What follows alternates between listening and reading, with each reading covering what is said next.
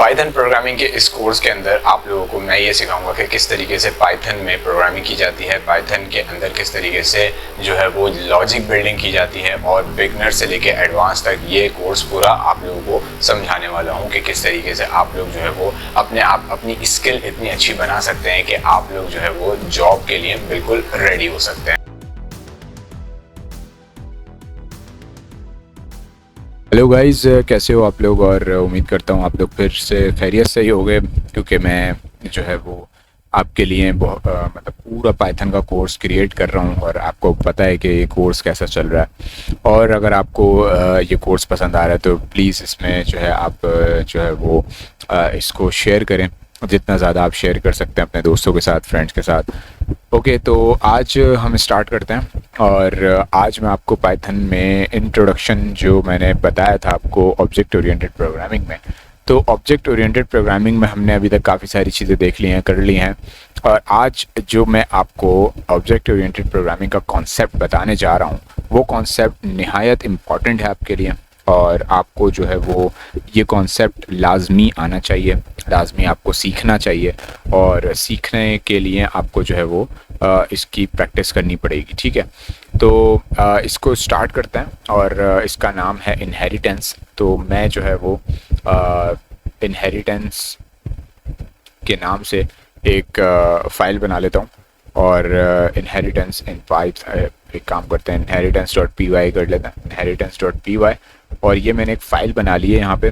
और इनहेरिटेंस में आपको मैं पहले समझा देता हूँ कि इनहेरिटेंस होती क्या है। ऑल्दो मैंने इंट्रोडक्शन टू हूप के अंदर भी पहले ही समझा दी थी आपको। तो यार देखो, इनहेरिटेंस कहते हैं कोई जैसे विरासत में जो चीज़ें होती हैं ना, यानी कि किसी के बाप दादा के पास कोई ज़मीनें हैं तो वो आपको मतलब उसकी औलाद को मिलती हैं, फिर उसकी औलाद को मिलती हैं। तो ये विरासत कहलाती है, ठीक है ना। यानी कि आपने माल जमा किया अपने पास और वो माल जो है वो आपकी औलाद को मिलेगा, तो ये एक विरासत कहलाती है, ठीक है। अच्छा, सेम इसकी जो दूसरी कॉलरी बनती है वो ये होती है कि हम जो है वो इसकी जेनेटिक में भी ये कह रहे होते हैं कि यार ये जो बच्चा पैदा हुआ है इसकी आंखें जो है माँ बाप पे गई हैं या किसी रिश्तेदार पे गई हैं, दादा पे हैं या दादी पे हैं। तो इस तरीके की लोग ये सारी चीज़ें बना रहे होते हैं। तो यार देखो, पाइथन में भी या प्रोग्रामिंग के अंदर भी जो है ना यार देखो, इसी तरीके का कॉन्सेप्ट होता है, ठीक है ना। अब इस तरीके के कॉन्सेप्ट को समझने के लिए हमें क्या करना पड़ेगा, तो सबसे पहले मैं एक काम करता हूँ आपके लिए। मैं जो है ना एक क्लास बना रहा हूँ, ठीक है। और एक क्लास बना देता हूँ मैं एम्प्लॉय के नाम से, ठीक है। EMP के नाम से एक क्लास बना लेता हूँ, ठीक है, EMP। और इस क्लास के अंदर ऑब्वियसली मुझे एक कंस्ट्रक्टर चाहिए। तो मैं आपको मैं लास्ट क्लास में बता चुका हूँ कि कंस्ट्रक्टर किस तरीके से बनता है। इन इट के फंक्शन से जो है वो कंस्ट्रक्टर हम क्रिएट करते हैं। और मैं बिल्कुल नॉर्मल तरीके से कंस्ट्रक्टर बनाना चाह रहा हूँ आपके लिए, ताकि आपके लिए प्रॉब्लम ना बने। तो कंस्ट्रक्टर मैंने बनाया और कंस्ट्रक्टर के अंदर मुझे जो है एम्प्लॉय की दो चीज़ें चाहिए, दो चीज़ें रिक्वायर्ड है मुझे। क्या क्या चाहिए? एक तो सेल्फ तो लाजमी होना चाहिए, आपको पता है। दूसरा नेम, ठीक है, नेम होना चाहिए एम्प्लॉय का। और तीसरी चीज़ होगी उसकी आईडी, ठीक है। तो वैसे तो बहुत सारी चीज़ें बन सकती हैं, बट ये है कि जो अभी एग्जांपल मैं आपको समझाना चाह रहा हूँ वो कुछ इस तरीके से है। तो सेल्फ डॉट नेम, आपको पता है ये चीज़ हमें करनी पड़ती है। Self dot name equals to name हो जाएगा। इसके बाद हम जो है वो करते हैं कि self dot I equals to I हो जाएगा, ठीक है। यानी कि जो मेरे पास आर्गुमेंट में आईडी है उसको सेल्फ से हम मतलब सेल्फ डॉट आई के अंदर, यानी कि ये वाली आईडी हम जो है उठा के डाल देते हैं। ये कंस्ट्रक्टर की खूबसूरती है, ये कंस्ट्रक्टर पे इस तरीके से हम काम करते हैं। अब मैं आपके सामने एक और फंक्शन बनाता हूँ, और वो फंक्शन जो है मुझे चाहिए मतलब मैं उसको ऑब्वियसली उसके लिए डिटेल्स के नाम का ये फंक्शन बनाता हूँ। तो डेफ करूँगा मैं, और डिटेल्स के नाम का एक फंक्शन बनाऊँगा। और ये एम्प्लॉय की जो डिटेल्स होंगी वो भी तो हमें दिखानी है ना। और फिर अब जो है मैं क्या करूँगा कि मैं जो है वो एक काम करता हूँ कि इसके अंदर भी मैं एक सेल्फ का कीवर्ड डालता हूँ। और सेल्फ का कीवर्ड जो है वो मैं आपको समझा चुका हूँ, दो तीन दफ़ा आपको बता चुका हूँ। और अगर आपको अभी भी नहीं पता सेल्फ के बारे में तो आप जो है वो इंट्रोडक्शन टू पाइथन देखिएगा। इसके अलावा जो ऑब्जेक्ट ओरिएंटेड प्रोग्रामिंग के अंदर मैंने समझाया था, उसके बाद और भी जगहों पे इससे पहले वाले लेक्चर्स में मैं समझा चुका हूँ, ठीक है। तो मूव फर्दर, हम आगे चलते हैं और प्रिंट करते हैं हम यहाँ पे एक स्टेटमेंट विच इज़ हम इसके अंदर एक एफ स्ट्रिंग भी प्रिंट कर लेंगे। और मैं बोलूँगा कि भाई जो नाम है एम्प्लॉय का, द नेम ऑफ एम्प्लॉय भाई नाम क्या है एम्प्लॉय का क्या नाम है भाई? एम्प्लॉय का नाम है सेल्फ डॉट क्या आएगा? सेल्फ डॉट पहले तो आईडी आ जाती है, सही है कि भाई एम्प्लॉय की आईडी है। अब ये जो वेरिएबल है ना, ये मैंने यहीं पे वो जो ऊपर मैंने कंस्ट्रक्टर में बनाया वो वही मैं यहाँ नीचे यूज़ कर सकता हूँ, ठीक है। इज़ क्या है भाई आईडी इसकी, और इसकी जो आईडी है ना भाई मेरे, इसकी आईडी है सेल्फ आईडी तो आ गई, सेल्फ डॉट नेम आ जाएगा, ठीक है। तो आईडी और नेम हमने यहाँ पे इधर दिखा दिया। अच्छा, अब यहाँ तक ये चीज़ तो भाई आपको पता है कि यार ये चीज़ तो इजी है, क्लियर है, और आप लोगों को इसमें आई गेस अभी तक इसमें कोई प्रॉब्लम नहीं होगी या इसमें कोई मसला नहीं आएगा। तो लेट्स से इसको चला के देख लेते हैं कि भाई EMP एक काम करते हैं, EMP1 इक्वल्स टू EMP। अच्छा, अब यहाँ पे जो है ना, यहाँ पे जो है भाई देखो, एक बात ये है कि आपको न्यू का कीवर्ड लगाने की ज़रूरत नहीं होती, ये भी मैं आपको पहले बता चुका हूँ, क्योंकि पाइथन है, पाइथन में जो है वो न्यू के कीवर्ड की ज़रूरत नहीं पड़ती, आप जो है वो डायरेक्ट काम कर लेते हो, और डायरेक्टली जो है आप जो है क्या कर लेते हो कि आप जो है एक ऑब्जेक्ट डायरेक्ट आपका क्रिएट हो जाता है, उसमें मतलब इसमें न्यू के कीवर्ड की ज़रूरत नहीं पड़ती आपको। तो ये ब्यूटी है भाई यार पाइथन की, और पाइथन को आप जितना ज़्यादा आप सीख सकते हो सीखो। तो अब यहाँ पे मैं नाम दे देता हूँ भाई एम्प्लॉय का नाम जो है वो कोई भी नाम दे सकते हैं, हम हसन कर देते हैं, और कॉमा करके इसके जो आईडी है वो आईडी डाल देते हैं, 500 इसकी आईडी हमने डाल दी, ठीक है। तो इससे क्या होगा, इससे ये होगा कि यार इसके अंदर आर्ग्यूमेंट्स में इसकी वैल्यू चली गई, ठीक है। क्लास के आर्ग्यूमेंट्स के अंदर हमने वैल्यू डाल दी, और वैल्यू कहाँ गई है? वैल्यू गई है फंक्शन के अंदर। अब फंक्शन को हमें यहाँ पे कॉल करना पड़ेगा, तो EMP1 करके मैं फंक्शन को कॉल करूँगा। EMP डॉट क्या करूँगा मैं, डिटेल्स जो है भाई मेरे पास जो डिटेल्स के नाम का फंक्शन बनाया उसको मैं यहाँ पे शो करा दूंगा। ये चीज़ मैं पहले भी आपको करवा चुका हूँ, ये चीज़ आपको पता है, ये चीज़ आपको आती है, ठीक है ना, इसमें कोई मसले वाली बात नहीं होनी चाहिए आपको अभी तक। तो फिर भी मैं आपको यहाँ पे चेक करा देता हूँ कि आप देख सकते हो the name of employee is the name of मतलब एम्प्लॉय यानी कि आईडी आ जाएगी उसकी, और फिर इज़ हसन, ठीक है, उसका नाम आ जाएगा। तो ये आपके लिए बहुत ईजी है, ये आपके लिए कोई मसले वाली बात नहीं होनी चाहिए, ठीक है। अच्छा, अब मान लो कि यार देखो, अब मान लो कि मैं आपको जो है वो क्या करवाना चाह रहा हूँ, मैं ये करवाना चाह रहा हूँ। अच्छा, एक काम करता हूँ पहले मैं कि इसी को मैं एक बार और कॉपी करके पेस्ट करता हूँ यहाँ पे, इस बार जो है वो मैं एम्प्लॉय2 करता हूँ और किसी दूसरे एम्प्लॉय के लिए मैं यहाँ पे ये काम करता हूँ, ठीक है। और यहाँ पे जो है ना बंदे का नाम मैं चेंज कर दूँगा, और मैं यहाँ पे रखूँगा भाई, इसका नाम क्या रखूँगा, विक्रांत नाम रख देता हूँ इसका, विक्रांत गुप्ता, ठीक है, विक्रांत गुप्ता, और इसकी जो आईडी है वो 900 हो जाएगी, ठीक है। अब मैं आपको यहाँ पे ये चला के दिखाता हूँ, तो आप ये देखोगे कि यार इसने उसी कंस्ट्रक्टर के लिए ये 2 बार मेरा काम कर दिया, मैंने सिर्फ इसको आर्ग्यूमेंट दिया और इसने काम करके मुझे दे दिया, ठीक है। तो आई होप कि आपको यहाँ तक ये सारी चीज़ें क्लियर होंगी। अब क्या करना है, अब करना यह है, मैं चाहता हूँ कि यार अब फॉर एग्जांपल मसला ये हो गया, एक मसला हो गया आपके साथ, आप प्रोजेक्ट बना रहे थे और समझ लो आपने 10,000 5,000 लाइंस का कोड लिख दिया, और ये एक क्लास के अंदर आपने इतना सारा कोड डाल दिया।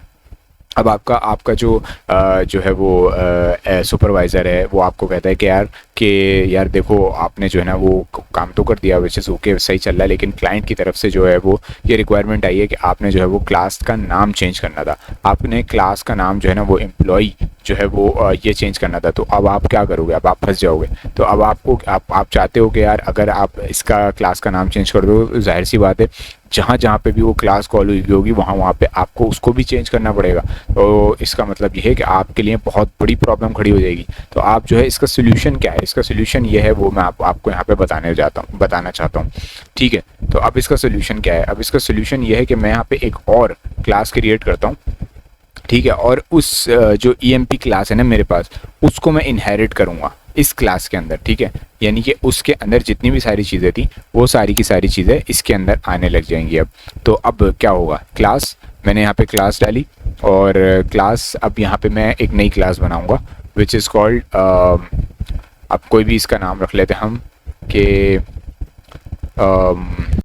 अच्छा, मैंने इसका नाम रखना था एम्प्लॉय दरअसल, ठीक है ना, क्योंकि जाहिर सी बात है गलती हो गई थी। तो अब ये एम्प्लॉय, और इसके अंदर मुझे क्या चाहिए, अब इस क्लास के अंदर मैं बोलूँगा कि भाई जो मेरा EMP है ना, ऊपर वाली जो क्लास है उसको एक्सटेंड कर दो, ठीक है, उसको आप यहाँ पे एक्सटेंड कर दो। और क्या कर दो भाई, एक्सटेंड करने के बाद आपने क्या करना है, एक्सटेंड करने के बाद आपने यहाँ पे एक और फंक्शन क्रिएट करना है, और फिर वो फंक्शन क्रिएट करने के बाद आपने क्या करना पड़ेगा, अब आपने जो है वो एक मतलब चेंज करके आप कुछ भी कर सकते हो, मसला नहीं है। यहाँ पे मैं एक आपके लिए एक नॉर्मल सा एक फंक्शन बना रहा हूँ, शो के नाम से एक फंक्शन बना लेता हूँ मैं, ठीक है।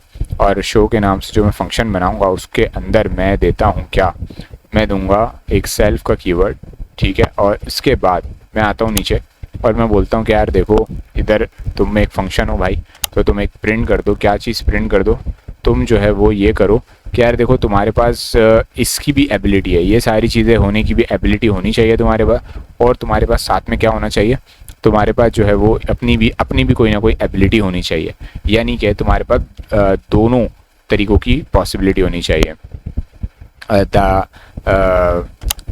द लैंग्वेज ट्रांसलेटर, ऐसी एम ही मैंने कुछ भी रख दिया, मसला नहीं है, तो आप भी कुछ भी रख सकते हो, सॉरी।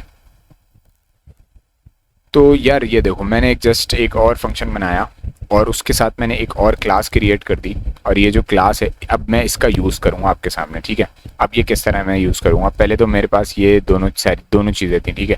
अब मैं ये बोलूँगा कि भाई देखो जो मेरे पास है वो क्या है, मेरे पास ये है कि भाई आप ये तो कर रहे थे हम जो कि हम लोगों ने employee2 के साथ किया था, अब हम ये करेंगे कि यार emp2 जो है ना हमारे पास emp2 जो है, सॉरी emp2 डॉट, अब हम यहाँ पे क्या करेंगे, यहाँ पे जो है वो शो का मेथड भी कॉल कर देंगे, ठीक है। तो यहाँ पे मैं एक काम ये करूँगा कि यार ये जो ऊपर जो शो का मेथड है ना उसको भी कॉल कर दूंगा, ठीक है ना। तो इससे ये होगा, अच्छा उसके लिए मुझे क्या करना पड़ेगा, शो का मेथड देखो मेरे पास यहाँ पे अभी शो नहीं कर रहा है, ये क्यों नहीं कर रहा, क्योंकि मैंने क्या किया, मैंने जो है इसके लिए मैंने एक चीज़ मिस कर दी। क्या मैंने मिस कर दिया, मैंने जो है वो इसके ऊपर मुझे क्या करना था, मुझे जो है वो उसको कॉल करना था, किस चीज़ को कॉल करना था, इस जगह पे। अब मैं इस जगह पे किसको कॉल करूँगा, मैं जो है अपनी एम्प्लॉय वाली क्लास को कॉल करूँगा, ठीक है। मैं करूँगा ये वाली क्लास को कॉल, ठीक है। अब मैं ये वाली क्लास को कॉल करूँगा तो देखो इस शो का मेथड भी सेट हो गया, ठीक है। अब मैं आपको यहाँ पे इसको चला के दिखाता हूँ तो आपको ये चीज़ समझ आएगी। ये देखो आप कि इसने क्या करा, पहले तो वही वाली मेरी क्लास चली, दूसरी क्लास मेरी चली, और जो दूसरी क्लास थी वो भी मेरे पास इसने डायरेक्टली चला दी। तो इससे ये हुआ कि इसके पास ये सारी एबिलिटी, देखो मैंने ये वाली क्लास को यूज़ किया, मैंने ये वाली क्लास को यूज़ किया, और इसमें जो आर्गुमेंट दिए हैं मैंने ये वाले आर्गुमेंट दिए, यानी कि पहली वाली इस वाली क्लास के आर्गुमेंट को मैंने कहाँ से पास किया, इस वाली क्लास के अंदर पास किया मैंने, सही है ना। आपको ये चीज़ समझ आ रही होगी कि देखो पहले मैं क्या कर रहा था, मैं ये वाली क्लास थी मेरे पास EMP वाली, जिसके अंदर मैं इसके जो दो मेरे पास आर्गुमेंट थे वो मैं पास कर रहा था, और जो कि मैंने ऊपर यहाँ पे बनाए भी थे, ठीक है ना। अब इस क्लास के अंदर मैंने ऐसे कोई भी आर्गुमेंट नहीं बनाए हैं, ठीक है ना।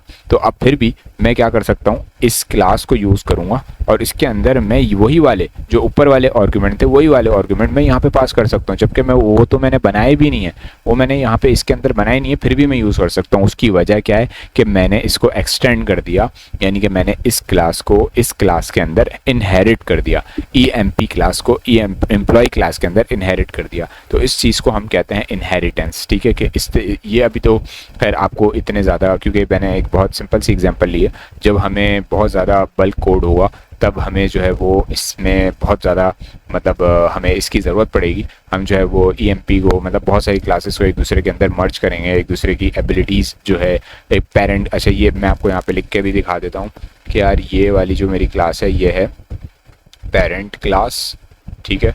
ये मेरी पेरेंट क्लास हो गई ताकि जो है आपको आसानी हो जाए, और ये आपकी हो गई मैं यहाँ पे लिख देता हूँ चाइल्ड क्लास, ठीक है।